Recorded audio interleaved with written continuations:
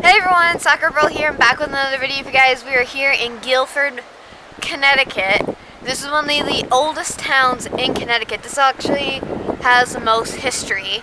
And for what I wanted to do, we're not able to do because where I wanted to go originally was a cemetery that was related to smallpox. And it was recently sold to a private owner, so we cannot go there unless we get permission. And when I found that out, I did not have time to get permission for today. Also, it's very windy, so I apologize today. So we're going to try to do this as quickly as possible. I was going to do a paranormal investigation. I brought this, but it's way too windy, and as you guys can hear. So this is going to be a very hard video to do, specifically how weather is. So just deal with it because of the weather. But I do want to show you guys some of the older graves, so let's go do that right now. I apologize for how the quality is for this video because the lighting is not going to be the best, and the wind makes it very hard. You guys have really good audio, especially since I'm going to be literally like a foot away at all times. As you guys can see, it's very windy today. It's also very cold. That's why I have my mom holding the camera because I can't do that. So this is going to be a little different than what I thought. Also, I forgot to bring the research that I wanted to do for this video, so I apologize. But we're not going to be doing a paranormal investigation today, so I apologize. I'll explain that on the live stream. If you guys did not see the live stream, pause this video and go watch it. Anyway, I want to show you guys, because this is one of the oldest cemeteries in Guilford, Connecticut. It's also one of the largest ones in Guilford, Connecticut. Another one that I really wanted to go to, we could not go to because it literally said do not enter. So technically, that was fun. And I really wanted to do that one because that one was one of the older ones too as well. So it's quite fun. So come with me, guys. As you guys can see, there's also a very interesting one over there, which is a very cool one. As you guys can see, that there's a whole thing under the grave, as well as also, Guilford, Connecticut was founded and settled in 1639, which is, this town is actually younger than the city I grew up in, which is Springfield, Massachusetts, and now settled in the 1636. It's a very old area in Massachusetts. I'm from Massachusetts. I was born and raised in Massachusetts. Springfield, Massachusetts is my home city. I wish I had more energy, but I'm cold. I'm sorry if this is a very bland video, but there's a couple of graves I want to show you guys over here. 1783, also living gravestone. He was 63 years old. Oh, there's me. French-Indian War, Samuel Whopper, 5th, 1799. He passed away April 2nd, 1799, and that's also his grave as well. He has two of them. Most of everybody here served in the French and Indian War because this area has the most connection besides Deerfield, Massachusetts and Greenfield, Massachusetts. That area had a lot of connection to the French and Indian War specifically.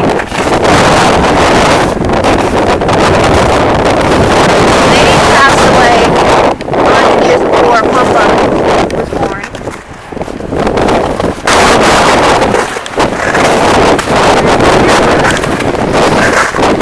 I wasn't even nowhere near this one. This one is also a veteran as well. Dudley! There's a lot of Dudleys here. Hannah A. Flower. Ebenezer Dudley died September 17, 1895. Nancy, that's how you spell Nancy back then. The Flower wife died February 11, 1890. Sarah! Nice. And then there's Rossiter. There's Charles B. right next to it. There's one from 1775 that I wanted to show.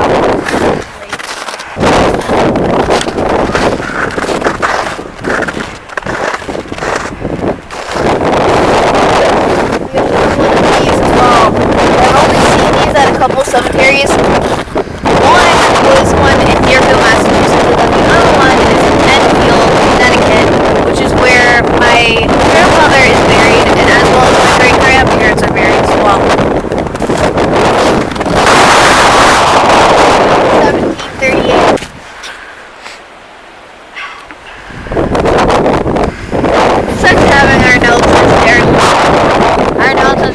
more than anyone else knows because we have ginormous noses. Oh, yeah, so you see that over there? Yeah. The brick one? I didn't notice that earlier, but, so like that one also reminds me of when we went to New Hampshire. That was in the one, they had a couple of those. 1765 is this one. Where's the other one? No, because these ones are really old. I can't see, my hair is going in my way. That's 1726. No, this one's 17. No, that is 1726. That or that looks like a Z. I cannot read, I guess. I go over there, but I don't want to step on it anyway. 1731, 1736.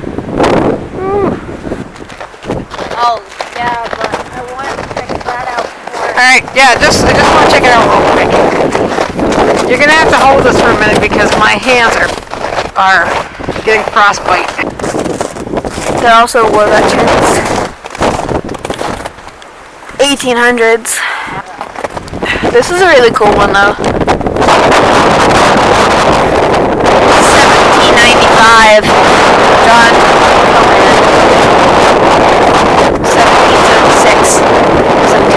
1796. 1792. And there's 76, sorry. 1790. Can't feel my fingers. My fingers are burning. 1782. 1820. Gosh, I hate my nose.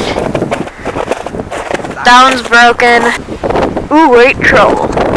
I have a sister named Rachel. My oldest sister's name is Rachel. And then a lot of people are going to be like, oh, I thought your oldest sister's name was Brianna. I have two sisters, guys. I have two sisters.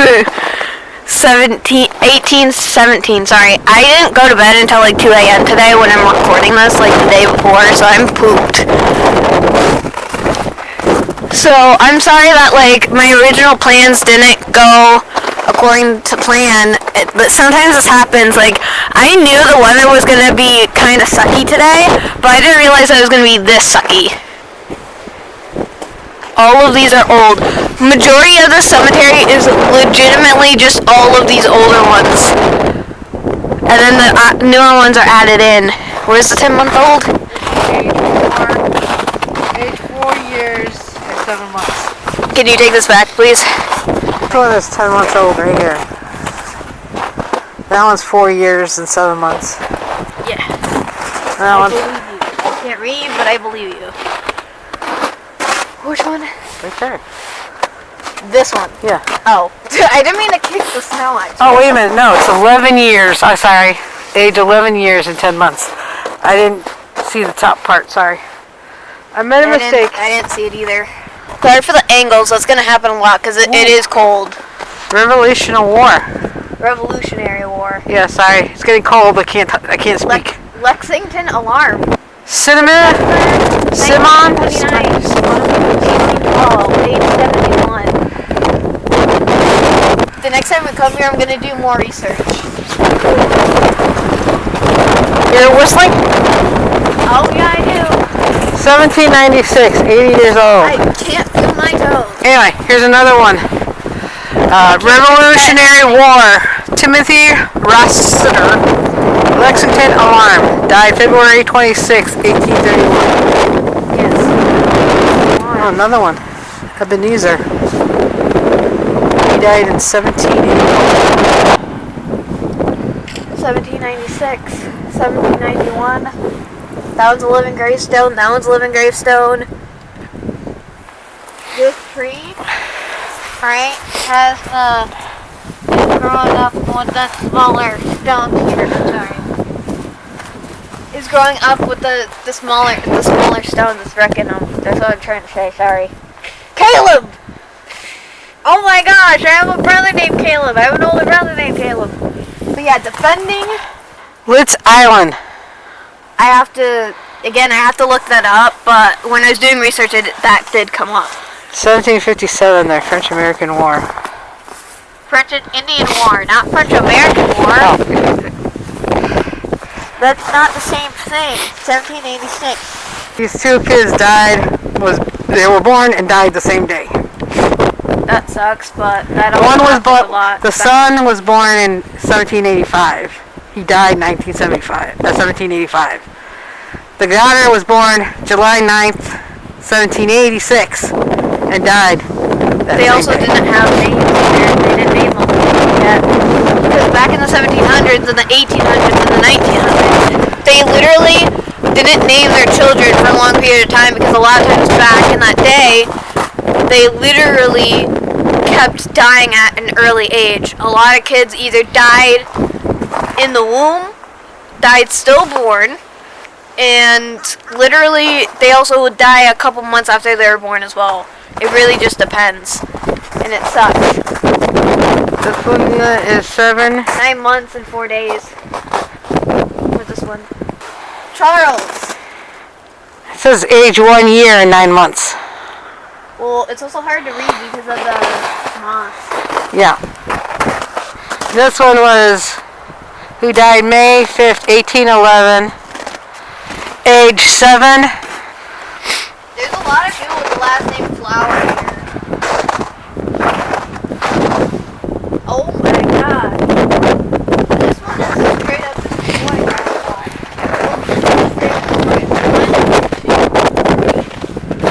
Destroyed completely.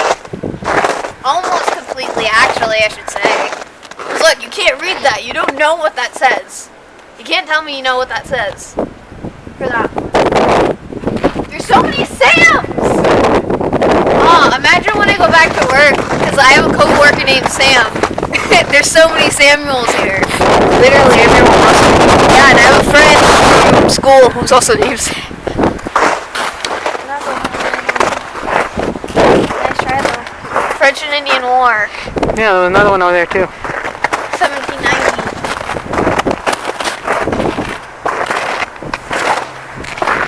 Again, look at how many old 1700s graves here, and there's a lot of them that are literally lost to time too, because as you can see, a lot of them are sinking in, especially the smaller ones. I hate how we're not being taken care of, but trust me, I've been to a lot of cemeteries in the Connecticut area. This is actually better than most, because you guys have seen when I've gone to the one in Somers, Connecticut. I think it's Somers, Connecticut, but that one is similar to this. This one's like a little crypt.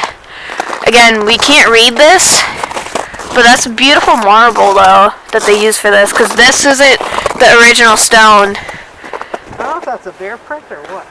Right there. Looks like a bear foot. It's animal, it's definitely not human. Oh, I know, it looks like a bear paw or something. No, bears are a lot bigger unless it's a cub coming through. And there's not really that much, like, forest over here, but then again, I say that, and there's a farm, and then there's a forest right behind it. What was the name of the guy that you're scratching something like that? Yeah, but he's not buried here, he's buried in the other cemetery. Memory of Mr. John. And he's captain. He fought for the British Crown in the French and Indian War. He was one of the people who I was gonna cover, and that's his last name, so we don't know if they're descendants or whatever. That's the thing, we don't know if they're related. And Captain Scranton actually succumbed. So I am gonna tell you guys what I remember. So Captain Scranton was part of the military, and he is from Guilford, Connecticut. So he traveled from Guilford, Connecticut all the way to Albany, New York. And with his men, they served in the French and Indian War. Some of his men also literally worked at a fort up in New York. I don't know how to pronounce it, and I'm especially not going to pronounce it without my notebook at all, because I'm not going to pronounce it right now. But that was all the way around in the 1760s and 1750s during that time era. And literally during those years, and then when they were coming back home, one of his men, which was Joseph Bishop, or was Joshua Bishop? It was Joshua Bishop. He was 20 years old. He came down with smallpox. So they left him to continue going home because they're called to go home because they're no longer fighting in the war. 3 days after Joshua died, they were called back to come back here to Guilford, Connecticut. And once they fully got back from being exposed to Joshua, they all got sick with smallpox. And one by one, they succumbed to the illness. There's also something called the pest house that I also wanted to talk about that was created in the 1700s, mostly around where smallpox became very intense around that time, which was the 1750s and 60s, especially during the French and Indian War specifically, as well as the Civil War as well, also specifically. They literally, smallpox burying ground is, and that is the name of the cemetery. Sounds weird, but that's the name of the cemetery. So there's 7 or 8 victims that are buried there besides the men of Captain Scranton and Captain Scranton himself. He's buried there. When he knew they were going to be put in the pest house, you were considered no longer human, and they didn't treat you like humans because they would literally bring the food and place the food on the fence post because they would bring it halfway to you for the people who were not sick, for them to not be able to catch smallpox.